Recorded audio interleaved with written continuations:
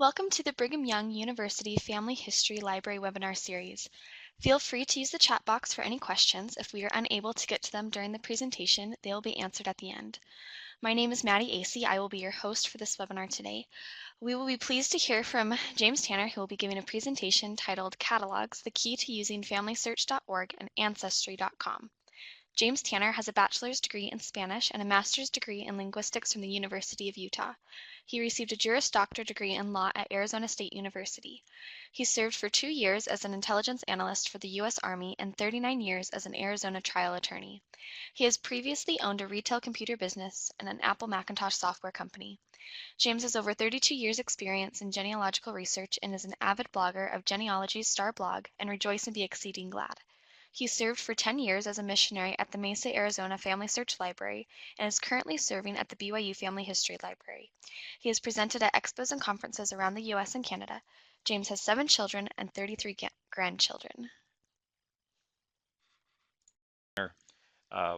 We're coming from the BYU Family History Library on the Brigham Young University campus in Provo, Utah.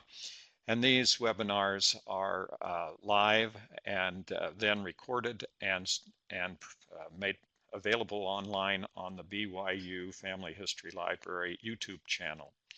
And we'd encourage you to subscribe to the YouTube channel for information to receive email notifications of any of the presentations that are uploaded.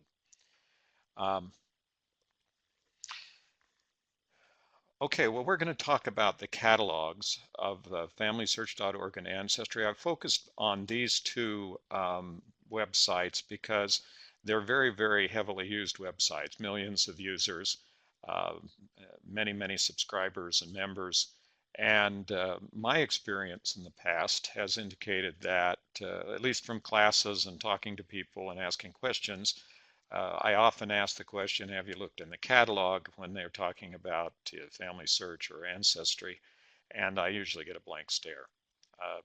People just simply are not aware that there are catalogs. Now, we've come a long way.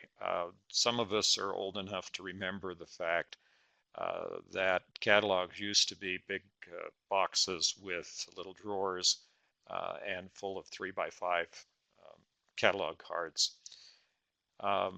I spent most of my graduate years, undergraduate and graduate years at the University of Utah as a bibliographer, and my job was to search for books in the card catalog. So that's what I did for my job for a long time. And so I became extremely familiar with the card catalog. We also got pretty good at flipping through cards. We had all sorts of little techniques for going through cards very rapidly. So this was kind of my introduction, but today what we've got, of course, is that the same catalogs that were paper-based have now been converted to digital online catalogs. In doing this, we've lost some things. There are some advantages to paper catalogs that have not been adequately reproduced in online in digital copies. But on the other hand, we've gained some things that the paper catalogs could not do at all. So we're going to kind of explore those advantages and limitations. Now, FamilySearch.org and Ancestry.com both have extensive catalogs. And I'm not picking on any of the other online databases and other catalogs. There are a multitude of catalogs online. I simply chose these two catalogs as examples of ways that the catalog could be used both in the program itself and for outside research. So we're going to look not just at the catalog as a basic finding mechanism for locating something within the program or essentially within the library, but we're also going to look at a more expansive view of catalogs in general and using these two catalogs as an example. Now, I mentioned that neither of these two catalogs is well known or well used. And there's a reason for that, and that is that a catalog by its nature is like the index in the back of a book. If you don't need the index, you don't look at it. but your perception of needing the index is based on whether you've used the index previously. Okay, so this is sort of a chicken and the egg problem. If you don't know what's in the index, you don't use it because you don't know what questions it will answer if those are questions you have. And that's kind of the problem with catalogs. The name itself is something that most people say, well, I don't need a catalog. Why do I need a catalog? I'm doing this and this with the website. Well, that is something that we're going to I will try today to explain why you may want to check with the catalog before you even start working on anything else in the programs. I want to emphasize this, that the catalogs on FamilySearch and Ancestry are both more than just finding aids, although they do that very well. In other words, they help you locate resources that are on those websites. Now let me bring that down to some more concrete example. If you are looking for the name of your ancestor in a U.S. Census record, then you can go to the search part of both websites, and the search engines that are on those websites will help you look to see if your ancestor's name appears in a U.S. Census record. Now that may not be conclusive that that your ancestor either is or is not in the U.S. Census, recorded in the U.S. Census records, depending on a whole bunch of factors like whether they index the name correctly or whether the person appeared in the first place in the census record. But searching on their search engines on these websites tells you that you have whether or not your ancestor is possibly found. Now, because so many records have been indexed, most people concentrate on using both of these websites from indexed records. Well, the catalogs contain the rest of the information that is either unindexed or needs to be addressed more specifically. Let me give you an example real quick of how that might work. There's more that these catalogs are generally more than a way than just to search for a record. Let me go back to the U.S. Census record, U.S. Census example here. Let's say I'm looking for my ancestor in the U.S. Census record. So I do a search on FamilySearch.org, which has a copy of the U.S. Census record, and I go to Ancestry to back that up, and I don't find my ancestor in either record. So what do I do then? And the answer is I need to go to some other record. I need to look someplace else for my ancestor. Well, that's exactly the whole function of the catalog. The catalog's function is to tell you someplace else to look for your ancestor. So we begin that process by learning that the catalog is really the core research aid on these websites.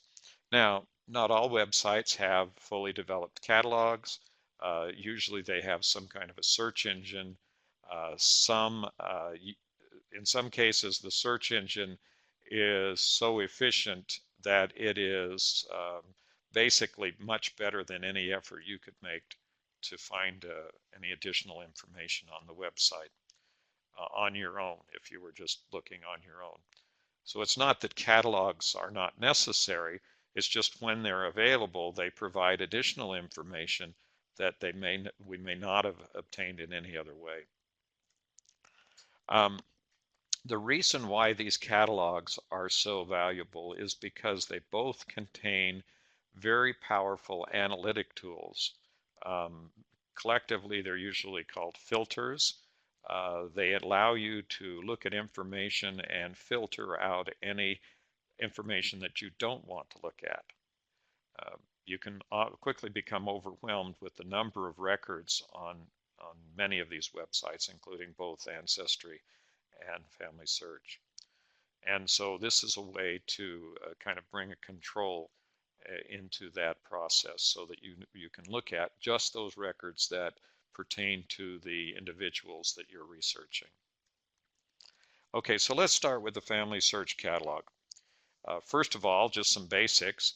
It's located under what we call the search tab, which is at the top of the pages of the website, the FamilySearch.org website. You can search when you click on the catalog. Under the search tab, there's a pull-down menu, and then you bring up the searches. You can search by place, surname, title, author, subject, keywords, and all of these, and modify all those in different ways. Learning how to do that and choosing the terms to use for searching is a learned skill. It's not something that you automatically know how to do. You just learn by doing it over and over again until you all of a sudden develop enough expertise, I guess you'd call it, in doing searching that you can kind of guess what the cataloger used to catalog his or her subject matter. The Ancestry.com catalog is called the Card Catalog, and it is, once again, in a pull-down menu on the front page of Ancestry under the Search tab, and it's usually at the bottom of that Search tab, and it's called the Ancestry.com Card Catalog. It's a listing of all of the collections on Ancestry. So if you go to the Ancestry startup page, yours may differ. You can redesign the Ancestry startup page. There at the top, there's a search tab. If you click on that, you get a pull-down menu, and at the bottom of that pull-down menu, near the bottom, is a reference to the card catalog. Now, in both of these cases, the organization of the catalog and the way that they can be filtered is an analog. That means it's like a model of the real world out there, the way that genealogical records have been stored. Actually, the way they're created and stored. So if you look at the catalog, and as you start to look at the way that it's organized, you begin to realize that this is exactly the way that records are organized if I were to go out and start looking in archives and state libraries and local libraries and other places where they store records. And so by using the catalog in a way that supports this research effort, you can I guess the answer to this whole thing is that you find a whole bunch more information than you would otherwise. There is just no question that effectively using the catalogs allows you to find information that otherwise would be overlooked or that you would never have thought of to look at. The kinds of records that are out there. Even if you are many, many years into the genealogical research process, my experience is that you'll probably end up finding new record sources very, very regularly that you'd never heard of before. So how do we do this? We need to understand that records are created at or near the time of an event in your ancestor's life. And they're created by someone or some entity, meaning like the church, the government, school, whatever, who's interested in the event. Okay, so what does this mean? It means that as a person goes through their life from birth to death, certain events occur: birth, marriage, death, buy property, join the army, all of these different events that occur in a person's life. Each of those create records. Someone who is interested, or some entity like the government or their church or whatever, who has that as an interest, has created some kind of record about this person. Now, as we go through our lives today, the number of records that are created is just unbelievably huge. When you get up in the morning and turn on a light, or if you get up later than like some of my associates and children do. If you're up later when it's already very light, you might turn on some device. The second that you turn on your stove or you open your refrigerator or you do anything, you create a record because the utility company is going to see some additional use in your electrical and start charging you a little bit more money. Uh, if you drive any place, got in a car and drove any place today, you probably passed uh, a number of video cameras that were watching the roads, and you didn't even know you were being recorded. If you went to a doctor appointment sometime in the last while, you probably had to sit there and fill out a whole long sheet that you'd filled out every single time you'd showed up at that doctor's office. Um, so, you know, every time we turn around in our society today, we create records. Well, we have a tendency to think that nobody had to do that in the old days, that somehow or another they lived through their lives sort of independent of the world and nobody ever worried about them. Well, the answer to that is that's fantasy, because every person that's lived in just about any place in the world today has gone through their life making some kind of record. Now, the question is what kinds of records, and now you get into long discussions about this, and I always get some feedback on this issue, but the real basis is that even in very primitive societies, they kept records and they kept memories, and even if that was done orally, that's still a record that was created. And obviously, at some point in the past, we don't have access to those records, but in the time periods that we're looking at with our ancestors, generally speaking, our job as genealogists is to go out and find these records. We think we're looking for people. Um, in my experience, I spend a lot more time looking for records than I do looking for people. Once I found the record, then I can go search the record for the people. That's kind of the end product of the whole search, rather than what really takes all the time. So in order to understand this, we need to understand the concept of a jurisdiction. A jurisdiction is sort of a nebulous word. It has a legal meaning in the law, but we're talking about it in a historical sense. And what we mean here is that any entity with the ability or responsibility to create records, uh, such as a nation or the states or provinces, counties, school districts, churches, all these different entities out there, each have a geographical area that they're concerned with. So if you think of your school district, there's boundaries. You pass that boundary, you're into a new school district. If you think about your church probably creates records from a limited geographic area, and if you move to another area, you'd have to belong to a different congregation or different church or whatever, however you use that terminology.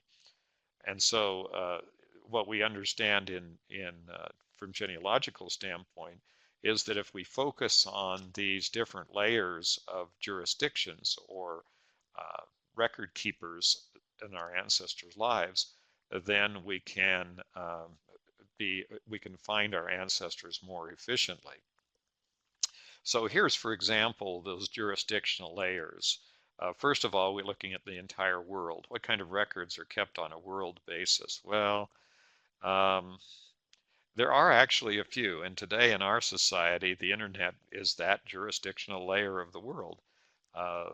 When I put something up online today, it goes out to the entire world, and I frequently get feedback from all over and all around the world, from United States and South America and Africa and Australia, New Zealand,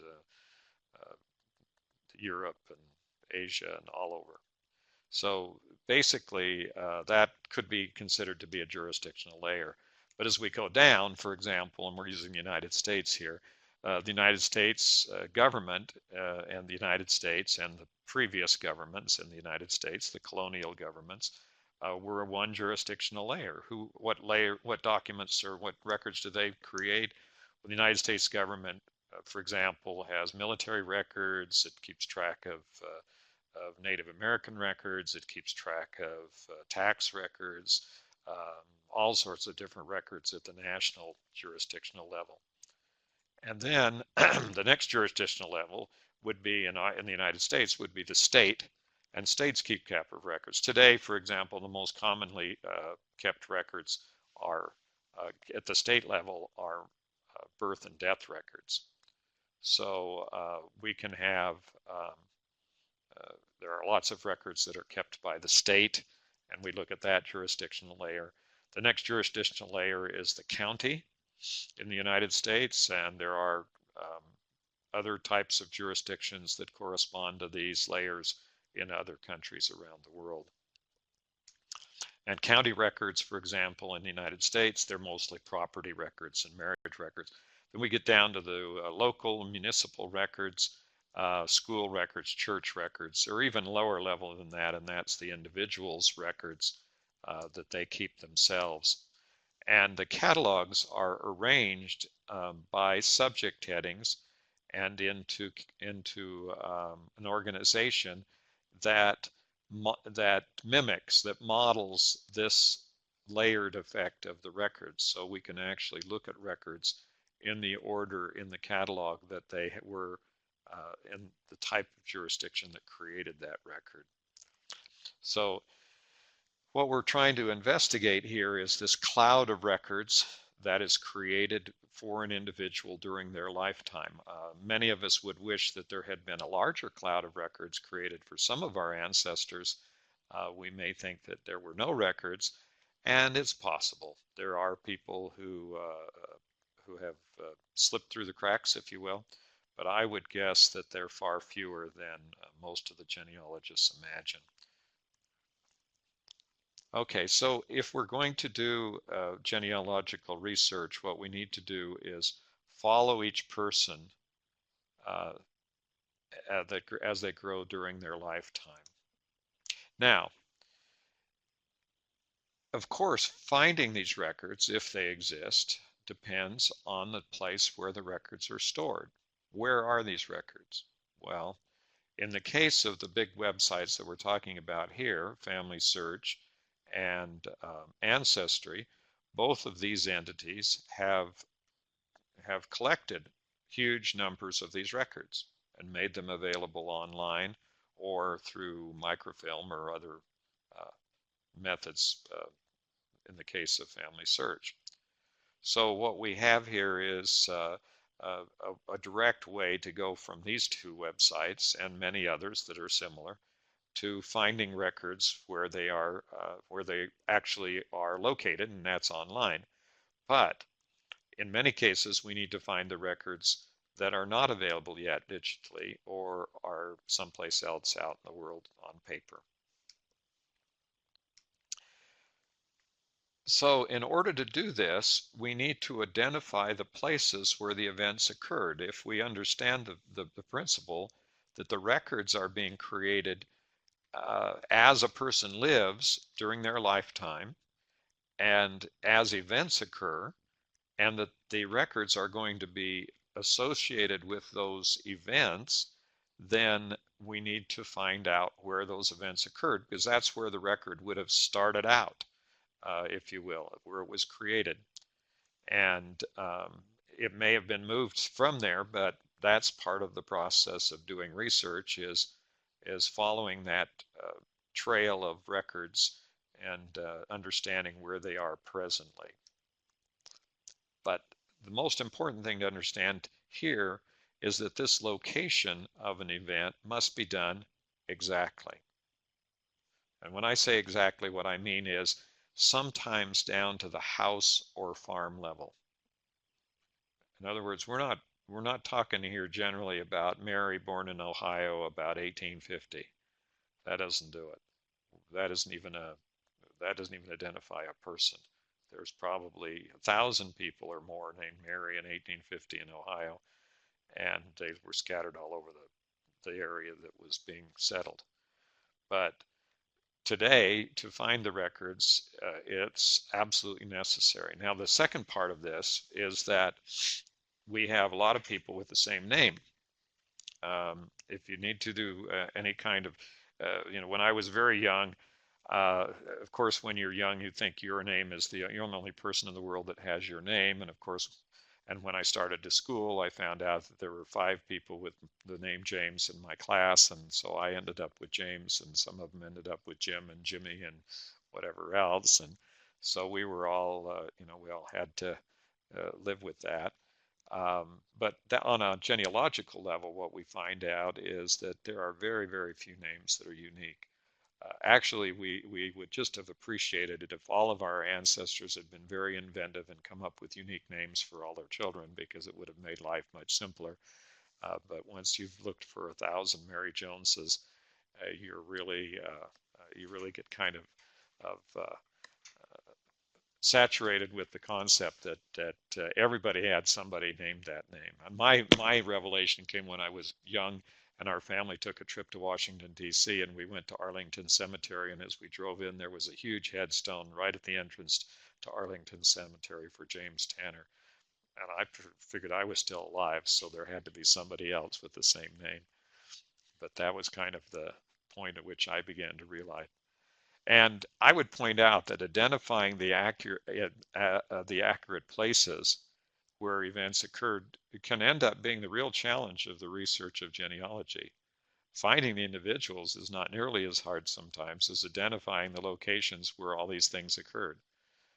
We may have a lot of more difficulty, and sometimes once you find the location and be very specific, that opens the key to opens the door with the key to finding your entire family line. Um, we hear story after story of people who finally locate the parish where their ancestors lived in England or Denmark or Sweden or Norway or someplace, or Germany, and as a result find hundreds of names of related people in that same small area. So the accurate places can be the real challenge. On the other side of this, what I have found over the years is that um, the biggest obstacle to advancing in genealogical research is often the inability to locate the right place.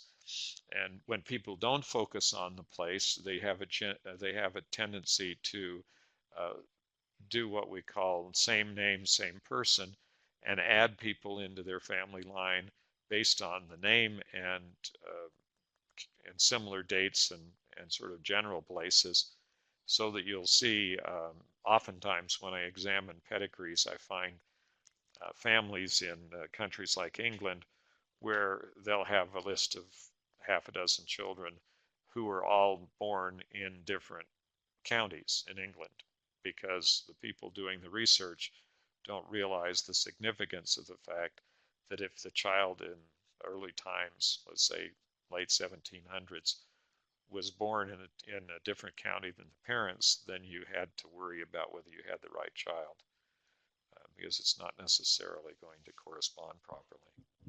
Okay, uh, so when we're talking about identifying the right places, then how is this going to help? Well, the Family Search Catalog is organized uh, by place, essentially. So the catalog, the overall organization of the catalog is that you find things about your family by looking in the catalog for the places where that family events occurred. Okay, now just a note here on the Family Search Catalog. It's now called the Family Search Catalog for a purpose, and that is it is no longer the Family History Library Catalog. It includes the old Family History Library, and it does include all of the at least cataloged entries from the Family History Library in Salt Lake City, Utah. But it also includes a number of other libraries. Most of the material in the Brigham Young University Family History Library, for example, are also in the Family Search Catalog, although there are some exceptions. And other family history centers around the world, of the 4,800 approximately 4,800 family history centers that have material. There is a pull-down menu now in the catalog that tells you where all of these different items are around the world as they are cataloged in the Family Search Catalog, not just the Family History Library Catalog. Okay, so the way to use the catalog is to enter the name of a place. So where you start, I generally like to start with the most general name. In this case, I kind of skip the United States when I'm looking for a specific person, but if you were going to do this strictly correctly, you'd start out with U.S. records. Um, but you can start at the beginning at the bottom of this process. You could put in the smallest place, the place you think is the place where these people lived, or you can put in a more general place. But bearing in mind that the records that you're looking for may not be kept at that location. So for example, if I had somebody who came from an ancestor who came from a very, very small town, a village, a hamlet, whatever you want to call it, that's just a few hundred people or less, um, and they may not even keep any of their records there. Those records may be kept in some other location. So the catalog is arranged on the places where the records are more likely to be kept.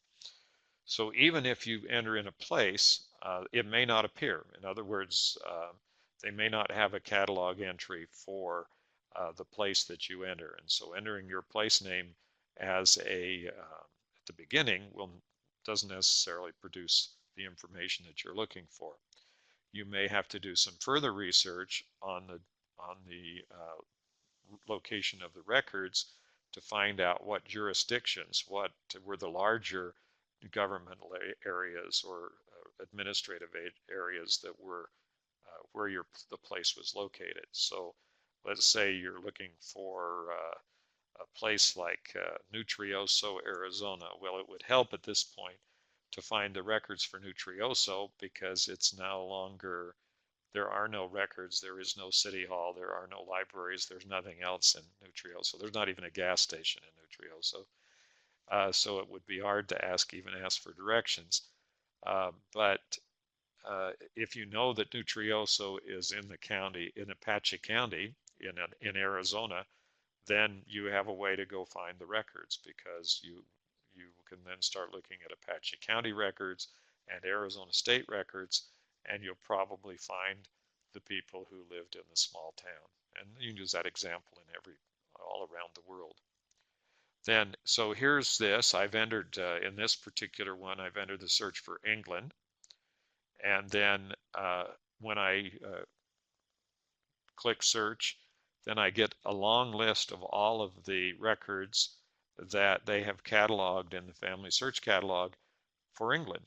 So here's this long search list. And by the way, the screenshot I have here on the slide only has about, I'd say about a tenth of all the records listed for England. And that's not a listing of all the records for England. That's listing the categories of records for England. So when you begin to, this is the catalog then becomes kind of a window to the complexity of what we're dealing with when we're dealing with searching for records. So you'll see a list of all the FamilySearch resources for that place in those categories. So starting out with England, why would I look for my ancestor, for example, in English records? Well, because England started keeping census records in 1841, in 1851, 1861, 1871, etc. And so if I know about that and I know that I look for the English census records, then I will see two things. One is the catalog will tell me if FamilySearch has that record, and then it will tell me if that record's been digitized and it's available online. So that's sort of the process that we're looking here. The second thing is there's a selection here that shows up on the screen that says places within England. So you click on that link and then you get a pull down menu. Here's what it looks like. It says see also Great Britain, and then it also says places within England, and there's a little triangle at the end that we call an arrow.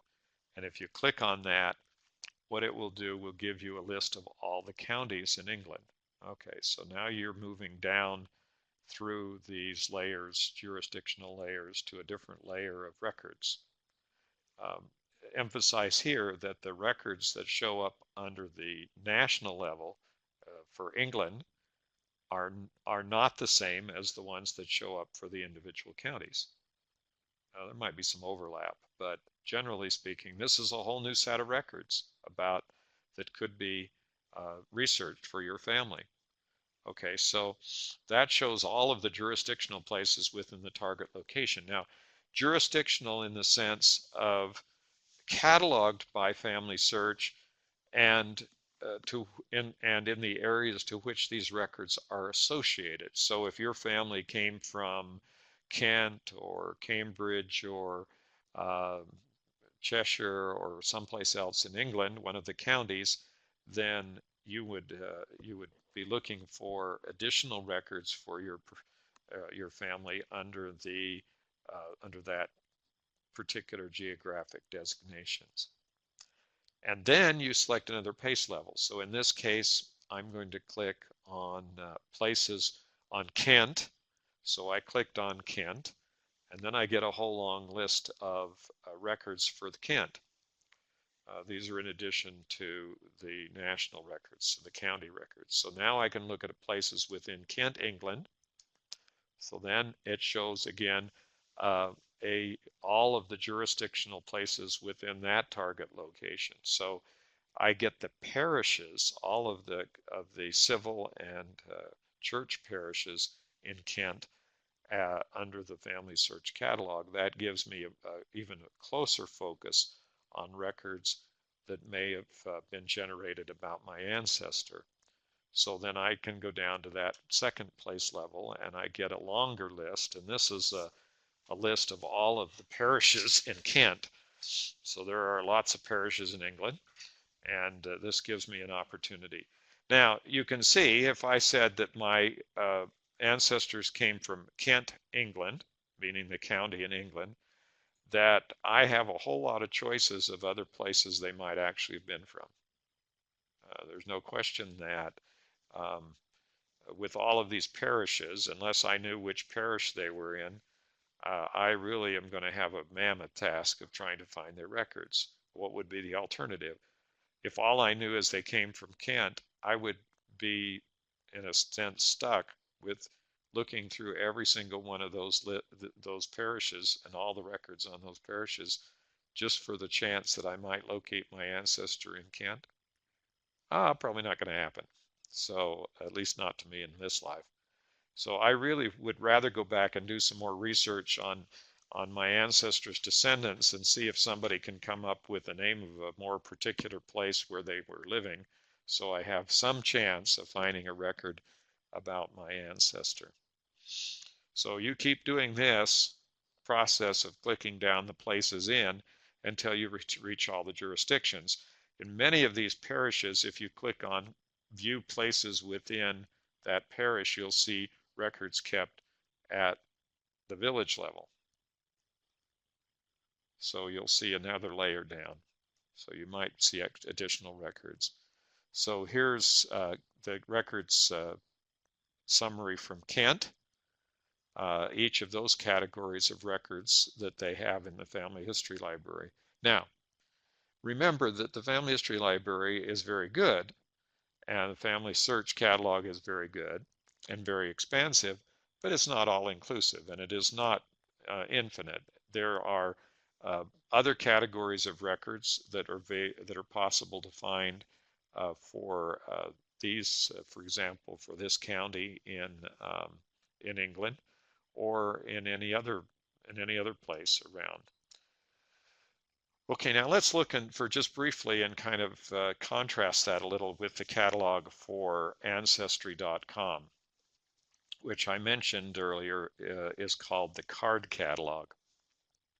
So this card catalog for Ancestry is a list of all of the collections that they call them, sort of an arbitrary grouping of records into different places, generally by record subject and also by location. And in addition to that, the long list is searchable. Any of the records, you can search any of those records collections individually. But in order to find out which records you want to search, there is a filter list down the left-hand side of the screen, of the website screen for Ancestry's card catalog. Now what this does is it lets you filter out the records that you don't want to look at. So for example, if your family came from um, Massachusetts and you don't necessarily want to look at all the records for Texas and Nevada and Oregon and Oklahoma and so forth. So you may want to just look at just records for Massachusetts, and that's what that catalog does. Now, let's suppose that you say, well, why do I need to do this? Because all I have to do at the beginning of Ancestry is fill in my ancestor's name and do a search out of the first screen that comes up on Ancestry. Well, the problem with that is pretty straightforward. If you do that, you may get 10,000, 100,000 records that are potential for that name. The reason is there's maybe hundreds, thousands of people with a similar name, and they have no idea which of all of the Tom Petersons that you're looking for example. And so only by focusing in on the location where the person lived and becoming more and more specific about the details through doing research and keep adding on that information, can you get closer and closer to finding the individual. But by looking at the general records that are available, then you can narrow down the number of results that may come from any given search. So if I have someone with a common name, or maybe not even so common, but still with the number of duplicate people out there, then I can narrow my search very rapidly by simply focusing more on the geographic location where the events occurred. Okay, so down here in the corner of the Ancestry, you can begin that process of narrowing down the geographic location. You can choose a list here of Australia, Canada, Europe, Mexico, etc. So depending on where you want to search, then you can choose that general area. Then the next thing you can do is you'll get a long list of if I clicked on the United States, for example, I'll get a long list of all the states in the United States, or all of the countries in Europe. In this case, we're looking at all the countries in Europe, and I'm selecting United Kingdom. And so the same thing that I was doing with the FamilySearch Catalog, by clicking down through the jurisdictions and watching the lists of records change, is how I become educated about all the types of records that may be available in any one of these jurisdictions. Okay, so to summarize a little bit, both catalogs are organized by jurisdictions. They have you could call it subject matter, you can call it whatever you want, but if you go into the catalog, you'll find out that basically the organization is based on the geographic location where the records were identified as originating. And then the catalogs will then show you the records available in that particular jurisdiction. So no matter how detailed or how complex the question that you're asking about your ancestor, it boils down to where did the person live and what event are you looking for and what records would have been created. So that's the simplest way to look at how this works. And the catalogs give you that information, and they also provide you with the context of that information, because you're seeing how the concepts here developed. Now, here's the things you need to learn. First of all, you need to understand the relationships of the jurisdictions. Okay, so what does that mean? Well, it means that when you're starting out doing genealogical research, you need to start to understand a little bit of geography. You need to understand the difference between a state and a county and a township and kinds of organizations in the United States. And if you go to a foreign country, in England, you're going to have to learn about the shires or counties and the parishes, civil parishes, as opposed to ecclesiastical parishes and all of these things. And then the things that you'll learn from the catalog is, or the two catalogs or any catalog, is the types of records that are going to be available at those levels. And then at the very end, you're going to find out how many records are available from FamilySearch and Ancestry. The answer may be 0. They may not have anything. So when you get down to, Podunk County in some state, you may find out that neither of those companies have managed to acquire any records. But now you know something else. Now you know that since Ancestry and FamilySearch don't have records for that particular county, that you may have to go to some other source for those records. Ultimately, you may have to get in your car, drive to the county, and go to their courthouses or talk to their local historical societies, or find out where the records are kept. But this will start you on that process. And the answer here is, for these records, is always go at least one step further. And what that means is we have, in this case, I just pulled up record, Scotland Select Births and Baptism, 1564 to 1950. Okay, so now I'm looking and I search and I don't find my ancestor in this record on Ancestry.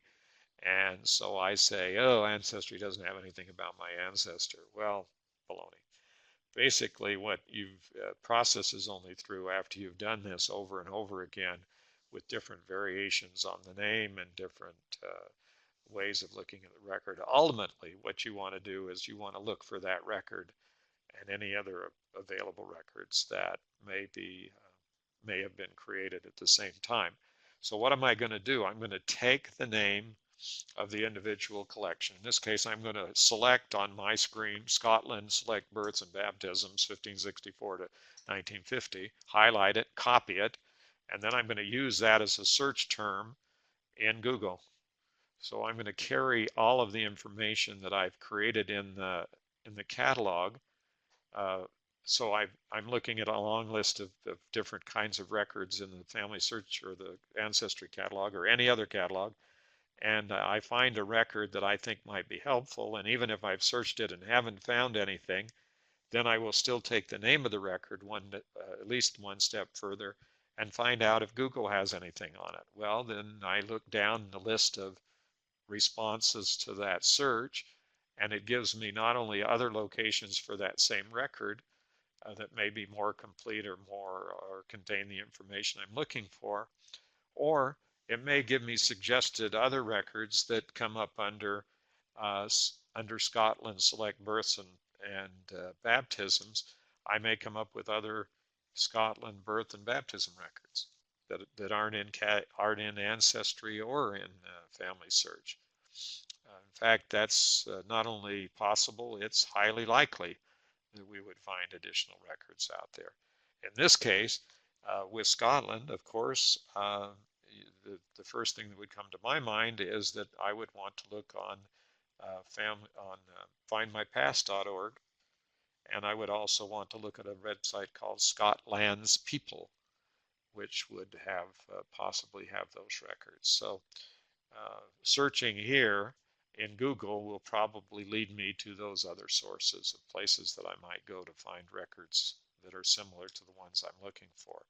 Here's an example here. There's Scotland Birth and Baptisms on myheritage.com, Scotland Birth and Baptisms on Find My Past, and there is similar records on talkingscot.com, another website. So using the catalog here is not just a finding aid, it's a reference for the names of various records that may have been kept that you can then use to go out and do further searches to find out if someone else has those same records. The advantage here is that the collection may be better or more easily searched, or in the case of, for example, MyHeritage may have already searched those records and added the record hints to those records to the ancestors you have in your MyHeritage family tree. So you really have a variety of ways of benefiting from the information contained in the catalog. So we're on the FamilySearch Catalog, of course, if we go one step further on that, Scotland's, and this one I think I picked another one. I picked parish registers for Aylesford as an example. And in this example, the red part here indicates whether or not the records have been digitized. Now, the contrast here is that on Ancestry.com and on MyHeritage and Find My Past and other large websites, all of the records that they have been digitized. In other words, they don't have stacks of paper records sitting around or microfilmed records anyplace. They're just online suppliers of records. That's not the case with FamilySearch. FamilySearch has a history going back to 1894, and they have a lot of books, paper books, and they have a lot of microfilmed records and microfiche and other things, that not all of which are online, but all of which, absent some of the items that haven't yet been cataloged, but all of the cataloged items are in the FamilySearch catalog. So what you get on FamilySearch is an indication of whether or not it's been digitized, and then you also get an indication of whether another place is where they're digitizing. Just kind of an insight here that might help in searching in the FamilySearch catalog. FamilySearch's ability to digitize records has far outstripped the ability that they have to index those records. So there are far more records out there that have been digitized than have been indexed. That means when you do a name search on FamilySearch, you're only searching those percentages of the records that have been indexed, not all the digitized records and not all the records in the FamilySearch catalog. So the catalog is really the only place you can go to find out what FamilySearch actually has available. Otherwise, you're searching just whatever percentage of the records have been digitized and whatever percentage of the records has been indexed. Now, on the other websites, on the other large websites like Ancestry, Find My Past, MyHeritage, all of their records have been indexed. So what you're searching on those is whatever level of access you have to the records. So if they have different subscription levels in those records, and you may, by paying some more or subscribing to other parts of their associated websites, get additional records. So basically, there's another question. This is a background issue that may come up, and that is, well, what about the FamilySearch Research Wiki? Isn't that our finding aid that we go out to find the records and look for? And I thought about this, because of my involvement with the wiki for so many years. And I thought, well, now basically what am I talking about when I'm talking about the catalog as opposed to going out and finding records by using this vast reference work called the Research Wiki? The answer is that they are complementary, but they're not exactly the same thing. The Research Wiki is a reference and educational source. It will help you find the records through links, but it's more a way to make you aware of the various records that may be available and how they work and where they might be located and that sort of information. The catalog is our sophisticated finding aids, and the additional advantages they have is based on the organization and the fact that they're taking you directly to a record that you can look at the time that you find it. When you're on the Research Wiki, it may take you and say, well, these records are sitting in a courthouse in Virginia.